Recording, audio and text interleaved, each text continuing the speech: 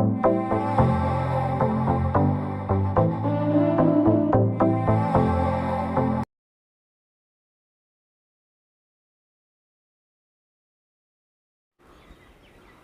তোমালোকক ক'লো যে অনুভূমিক ৰেখাত মূল বিন্দুৰ পৰা শূন্যৰ পৰা সোঁফালে থকাবিলাকক ধনাত্মক, শূন্যৰ পৰা বাওঁফালে থকা ঋণাত্মক, আৰু অনুভূমিক ৰেখাডালক কয় এক্স অক্ষ, এক্স এক্সিছ, এক্স অক্ষ, বা এইটোক ভুজ বুলিও কোৱা হয়, অসমীয়াত ভুজ বুলিও কোৱা হয়, এফ চাইছা বুলি কয় ইংৰাজীত। আৰু মূল বিন্দুৰ পৰা সোঁফালে এক্স এক্সিছ বা এক্স অক্ষৰ সোঁফালে যিবিলাক থাকিব সমতলখনত, শূন্যৰ পৰা সোঁফালে যি সমতলত যিখিনি জাগা থাকিব গোটেইখিনি প্লাছ বুলি ধৰিছোঁ, আৰু প্লাছটোক মই এনেকৈ দিছোঁ, এনেকৈ, তাৰমানে এই প্ৰতীকটো যে প্লাছ বুলি ধৰি লৈছোঁ বুজাবৰ কাৰণে তোমালোকক, এনেকৈ বেকা বেকা কৰি মই প্লাছ দিছোঁ। ধৰা এইখিনিত গোটেইখিনিত প্লাছ, ইয়াতে যিমান বহিব এক্স অক্ষত গোটেইবিলাক প্লাছত বহিব, আৰু এইফালে শূন্যৰ পৰা বাওঁফালে যিবিলাক বহিব গোটেইখিনি মাইনাছত বহিব। ধৰা এইটো মই এনেকুৱা আঁচ দিছোঁ, মই এইটো মাইনাছ, চাবা এনেকুৱা আঁচ থকাবিলাকক মাইনাছ ধৰি লৈছোঁ বুজাৰ সুবিধাৰ কাৰণে, এইটো কিন্তু নিৰ্দিষ্ট নিয়ম নহয়। ঠিক তেনেকৈ মূল বিন্দুৰ পৰা ওপৰলৈ যদি যাওঁ, ওপৰলৈ এইখিনি প্লাছ, প্লাছত কেনেকৈ বুজাওঁ, এনেকৈ এনেকৈ চোৱা, এনেকৈ এনেকৈ দিলোঁ প্লাছ। আৰু মূল বিন্দুৰ পৰা তলফালে যদি যাওঁ, ডাউন, আপত গ'লে প্লাছ, ডাউনত গ'লে মাইনাছ, ডাউনত গ'লে এইটো,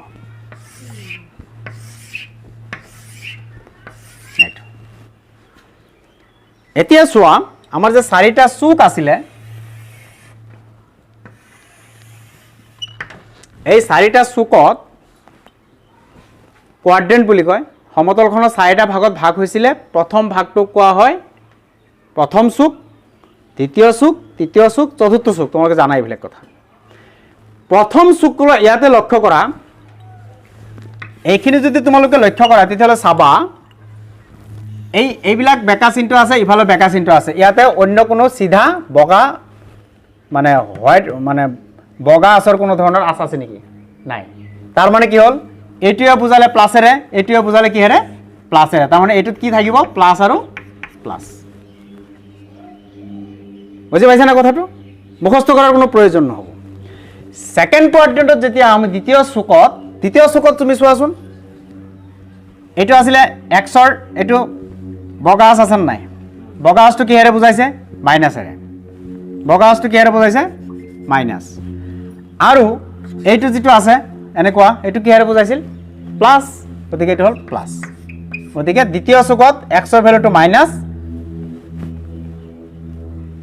আৰু ৱাইৰ ভেলুটো প্লাছ।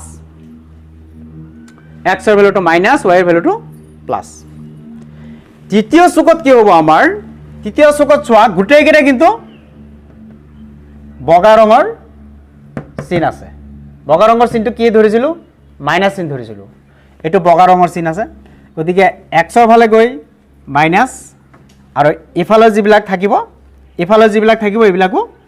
মাইনাছ। তৃতীয় চুকত মাইনাছ আৰু মাইনাছ। ঠিক চতুৰ্থ চুকত চোৱা, চতুৰ্থ চুকত এইটো যিটো ৰেড কালাৰৰ আছিলে সেইটো প্লাছ, আৰু বগা কালাৰৰ আছিলে এইটো মাইনাছ। গতিকে চতুৰ্থ চুকত প্লাছ আৰু মাইনাছ। অৰ্থাৎ আমি পালোঁ যে এটা সমতলক অনুভূমিক আৰু উলম্ব ৰেখাই, অৰ্থাৎ ভুজ আৰু কুটিয়ে 4টা ভাগত ভাগ কৰে। প্ৰতিটো ভাগক ইংৰাজীত কোৱাড্ৰেণ্ট বুলি কয় আৰু অসমীয়াত চুক বুলি কোৱা যায়। এতিয়া প্ৰথম চুক, দ্বিতীয় চুক, তৃতীয় চুক আৰু চতুৰ্থ চুক। এইটো প্ৰথম চুক, দ্বিতীয় চুক, তৃতীয় আৰু চতুৰ্থ। ইয়াতে তোমালোকে আগৰ উদাহৰণটোত বুজি পাইছা যে প্ৰথম চুকত কি কি থাকিব? Plus plus. দ্বিতীয় চুকত কি কি থাকিব? Minus plus. তৃতীয় চুকৰ সংখ্যাবিলাক হ'ব মাইনাছ মাইনাছৰ। চতুৰ্থ চুকৰ সংখ্যাবিলাক হ'ব প্লাছ মাইনাছৰ। অৰ্থাৎ প্ৰথম চুকত যিখিনি ঠাই থাকিব এই ঠাইত যিকোনো জাগাত যিকোনো ঠাইত যিকোনো বিন্দুৰ স্থানাংকটো প্লাস প্লাসেৰে হ'ব দ্বিতীয় চুকত যিকোনো বিন্দুৰ স্থানাংকটো মাইনাস প্লাসৰ হ'ব তৃতীয়ত মাইনাস মাইনাসৰ হ'ব চতুৰ্থত প্লাস আৰু মাইনাসৰ আহিব এতিয়া চোৱা আটাইতকৈ ইন্টাৰেষ্টিং কথাটো হ'ল এইটো যে আমাৰ এই plus plus minus plus minus minus plus minus এই কথাখিনিত এই যেটো প্ৰথমতে যেটো চিন থাকিব এটো হল xৰ দ্বিতীয়তে যেটো থাকিব এটো y এটো xৰ এটো y এটো xৰ এটো y xৰ y এই কথাখিনি মই তোমালোকক এখিনিত মই এটা কথা ক'বই লাগিব হেতু হল দুটা চলকৰ ৰৈখিক সমীকৰণ মনত পেলাব লাগিব দুটা চলকৰ ৰৈখিক সমীকৰণত পাইছিলা x + by + c = 0 যত x আৰু y একে সময়তে শূন্য হ'ব নোৱাৰে এনেকুৱা ধৰণৰ সমীকৰণৰ লেগডাল কেনেকুৱা আছিল এটা কি আছিল সৰল ৰেখা এটা সৰল ৰেখা আছিল ঠিক তেনেকে যদি আমি চাও ax² + bx + c = 0 এনেকুৱা ধৰণৰ সমীকৰণক কয় দ্বিঘাত সমীকৰণ এই দ্বিঘাত সমীকৰণত এনেকুৱা ধৰণৰ সমীকৰণৰ লেগডাল হয় এটা অধিবৃত্ত চাব লাগিব এইখিনি কথা অৰ্থাৎ চোৱা এইখিনি কথালৈ যদি যাওঁ এটা ধৰা x o x dash আৰু y o y dash ইয়াতে ধৰা এটো 1 2 3 4 5 1 2 3 4 5 চোৱা এই বিন্দুটোৰ স্থানাংক কিমান হ'ব হিসাব কৰাচোন হিসাব কৰা শূন্যৰ পৰা অৰ্থাৎ মূল বিন্দুৰ পৰা 1 x ৰ ফালে কিমান গৈছে 1 2 3 x ৰ ফালে গৈছে কিমান 3 y ৰ ফালে কি আপ আৰু ডাউন হৈছে নেকি y অক্ষত হয় আপ হ'ব লাগিব নাইবা ডাউন হ'ব লাগিব মন ৰাখিবা আৰু x অক্ষত লেফট সাইডত যাব লাগিব নাইবা ৰাইট সাইডত যাব লাগিব গতিকে x অক্ষত লেফট ৰাইট সাইডত গৈছে 3 এতিয়া 3 গৈ কেনে হি আপ হৈছে না ডাউন হৈছে আপ ডাউন একো হোৱা নাই x অক্ষৰ মাজতে আছে নাই ইয়াত হল 0 তাৰ মানে ইয়াত x ৰ ভ্যালু 3 y ৰ ভ্যালু কিমান 0 y ৰ ভ্যালু 0 ইয়াত x ৰ ভ্যালু 3 y ৰ ভ্যালু কিমান হল 0 অৰ্থাৎ y ৰ মানটো 0 হলে তাৰ মানে কি বুজিলো বুজি পোৱা y ৰ ভ্যালু 0 হলে সেই বিন্দুটো কত থাকিব x অক্ষৰ ওপৰত থাকিব y ৰ ভ্যালু 0 নোহোৱালৈকে কিন্তু হেতু x অক্ষৰ ওপৰত নাথাকে y ৰ ভ্যালু 0 মানে সেই বিন্দুটো কত থাকিব x অক্ষৰ ওপৰত থাকিব তাৰ কাৰণেই y = 0 x অক্ষৰ সমীকৰণ বুলি কোৱা হয় x অক্ষৰ সমীকৰণ হল y = 0 মনত ৰাখিব লাগিব কিয় কই বুজাই দিছো মই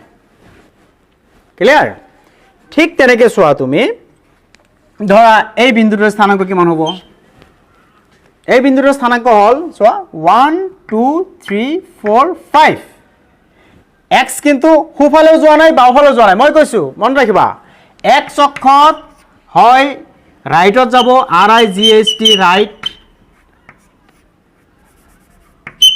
RIGHT ৰাইটত থাকিব বা লেফটত থাকিব আৰু y অক্ষত যেতিয়া যাব হি হয় আপ হ'ব নাইবা ডাউন হ'ব মনত ৰাখিব লাগিব যদি হি ওপৰলৈ যায় মনত ৰাখিব লাগিব x y অক্ষত তললৈ গল y অক্ষত ওপৰলৈ গল y অক্ষৰ প্লাস তললৈ গল y অক্ষৰ মাইনাস হুফালে গল x অক্ষৰ প্লাস বাওফালে গল x অক্ষৰ মাইনাস কথা এইটো এতিয়া এটো কি হল এটো হুফালেও যোৱা নাই বাওফালেও যোৱা নাই তাৰ মানে x ৰ ভ্যালু 0 আৰু ওপৰলৈ গলে কাৰ ভ্যালু y অক্ষৰ 1 2 3 4 5 5 ইয়াতে কাৰ কি মান আছে চোৱা x ৰ মান হল 0 y ৰ মান হল 5 অৰ্থাৎ এক্সৰ মান যেতিয়া 0 হ'ব তেতিয়া সেই বিন্দুটো ক'ত থাকিব y অক্ষত এক্সৰ মান 0 হ'লে সেই বিন্দুটো ক'ত থাকিব y অক্ষত অৰ্থাৎ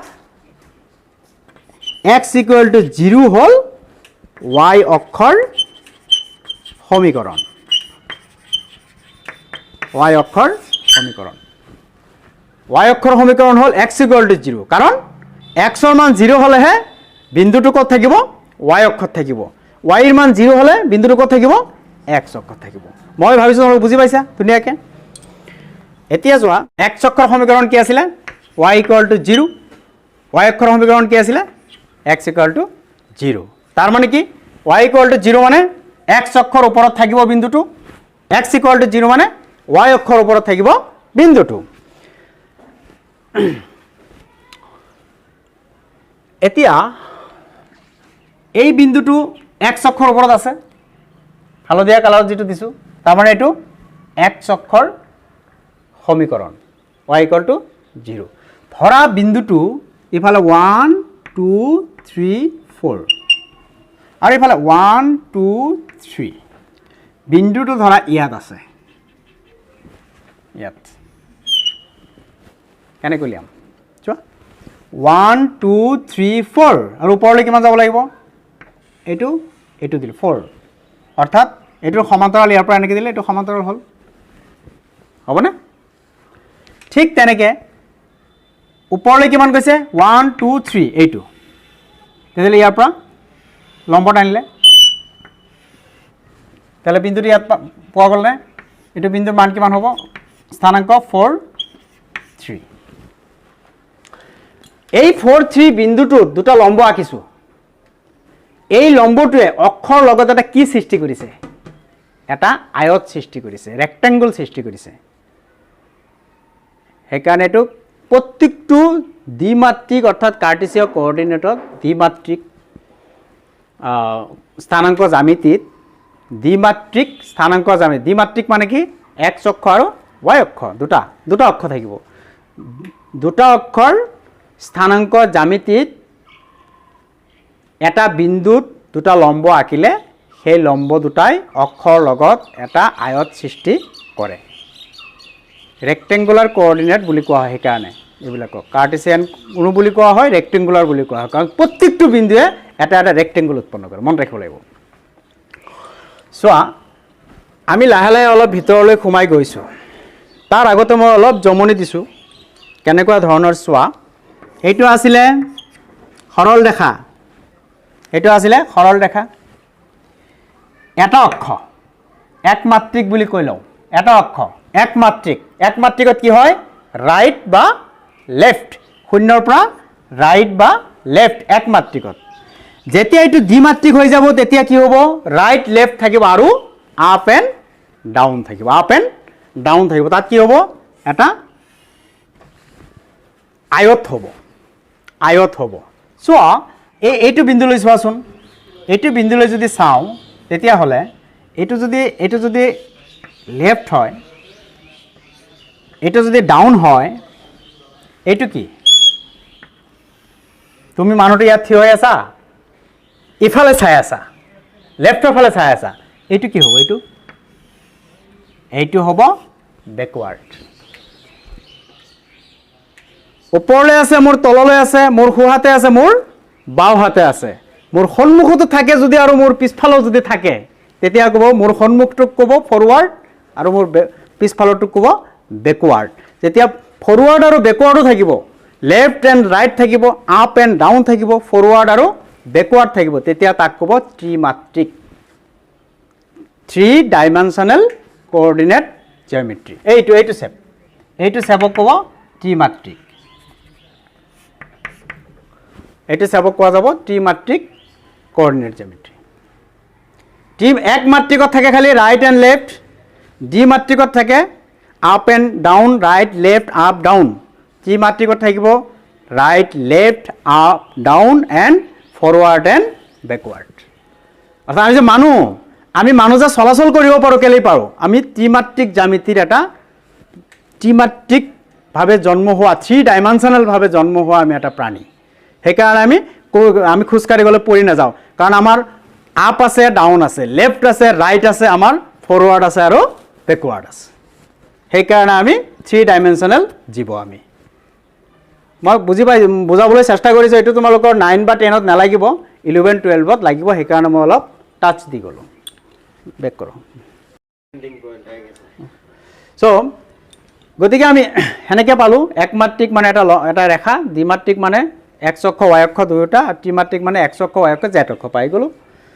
এতিয়া দ্বিমাত্ৰিকৰ বিষয়ে আমি আলোচনা কৰিম দ্বিমাত্ৰিকত এই বিন্দুটো 4 3 বিন্দুটোৰ নাম ধৰি লৈছোঁ এ বিন্দু এই বিন্দুটোত অৰিজিনৰ পৰা অৰ্থাৎ মূল বিন্দুৰ পৰা সোঁফালে কিমান গৈছে 4 গৈছে সোঁফালে কিমান গৈছে 4 গৈছে ওপৰলৈ কিমান গৈছে 3 গৈছে এতিয়া তোমালোকে মোক কোৱা যে এই ষ্টাৰ্ট ক'ৰ পৰা হৈছে মূল বিন্দুৰ পৰা ওৰ পৰা এইটো বিন্দুৰ পৰা ষ্টাৰ্ট হৈছে এইটো বিন্দুৰ পৰা এই বিন্দুৰ পৰা এই বিন্দুলৈ মই যাওঁতে কোনফালে গ'লে সহজ হ'ব মই যদি ইয়াৰ পৰা খোজ কঢ়া আৰম্ভ কৰোঁ মই এনেকৈ খোজকাঢ়ি ইয়াত গ'লোঁ তাৰপিছত আকৌ ওপৰলৈ উঠিলোঁ এনেকৈ যোৱা সহজ হ'ব নে মই এনেকৈ গ'লে সহজ হ'ব আটাইতকৈ শ্বৰ্টকাট ৰাস্তাটো হ'ব এই 0ৰ পৰা 0ৰ পৰা বা ওৰ পৰা ইয়ালৈ চিধা এনেকৈ গ'লে সহজ হ'ব এনেকৈ গ'লে কিন্তু আমাৰ কি হ'ব বহুত ডিষ্টেঞ্চ হ'ব বহুত ঘূৰিব লাগিব গতিকে এই অ এক কোৱা হ'ব এই মূল বিন্দুৰ পৰা এ বিন্দুৰ মাজৰ দূৰত্ব এই মূল বিন্দুৰ পৰা এ বিন্দুৰ মাজৰ দূৰত্ব কিন্তু অ এইটো ধৰা বি যদি ধৰো অ বি এ এই গোটেইটো ঘূৰি ঘূৰি নহয় মূল বিন্দুৰ পৰা অ বিন্দুৰ দূৰত্ব হ'ল অ এ এতিয়া তোমালোকৰ চকুত দেখা গৈছে যে অ এৰ মাজৰ দূৰত্বটো উলিয়াওঁতে ইয়াতে এটা ছবিৰ নিচিনা দেখা গৈছে কেনেকুৱা এটা সমকোণী ত্ৰিভুজৰ নিচিনা দেখা গৈছে ছবি ইয়াতে অ বি হ'ল ভূমি আৰু বি এ হ'ল লম্ব ভূমিৰ মান হ'ল 4 আৰু বি এৰ মান হ'ল 3 তেতিয়াহ'লে এইটো সমকোণী ত্ৰিভুজত পাইথাগোৰাছৰ সূত্ৰটো যদি আমি খটাই দিওঁ তেতিয়াহ'লে O A square is equal to O B square plus A B square O A square উঠাই দিলে root over O B square plus A B square তাৰমানে কি পালোঁ অ বিৰ মান কিমান 4 স্কুৱেৰ প্লাছ এ বিৰ মান কিমান 3 স্কুৱেৰ তাৰমানে কি পালোঁ আমি 16 প্লাছ 3 ইজ ইকুৱেল টু কিমান 25ৰ ৰুট অভাৰ 5 অৰ্থাৎ অ এৰ ভেলু হ'ল 5 ঘূৰি ঘূৰি যাওঁ যদি আমি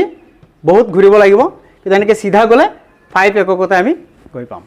দূৰত্বটো হ'ব 5 একক এতিয়া ধৰি লৈছোঁ চোৱা এক্স ইয়াতে 4 আৰু 3 কি হয় অ এৰ দূৰত্বটো কি হয় root over 4 square plus 3 square 4ৰ সলনি মই এক্স ধৰিলোঁ 3ৰ সলনি মই ৱাই ধৰিলোঁ এক্স বিন্দুৰ স্থানাংকটো হ'ল এ বিন্দুৰ স্থানাংকটো হ'ল ধৰি লৈছোঁ মই এক্স ৱাই তেতিয়াহ'লে অ এৰ দূৰত্ব কিমান হ'ব O A is equal to root over কিমান হ'ব 4 স্কুৱেৰ প্লাছ 3 স্কুৱেৰ মানে কি আছিলে x square plus Y square এতিয়া তোমাক যদি কুৱেশ্যন সোধে যে এটা বিন্দু এ বিন্দুৰ স্থানাংক কিবা এটা দিয়া থাকিব মূল বিন্দুৰ পৰা এ বিন্দুৰ দূৰত্ব কিমান তেতিয়াহ'লে এ বিন্দুটোৰ যিটো স্থানাংক দিয়া থাকিব সেইটোৰ এনেকৈ স্কুৱেৰ কৰি দিবা হৈ যাব কুৱেশ্যনটো আমাৰ এনেকুৱা হ'ব পাৰে ধৰা মূল বিন্দুৰ পৰা এক্স ৱাই বিন্দুৰ দূৰত্ব হ'ব root over x square plus Y square এইটো আমি পাই গ'লোঁ এইটো আমাৰ ক্লাছ 10ৰ 7.1 অনুশীলনীত আমি পাম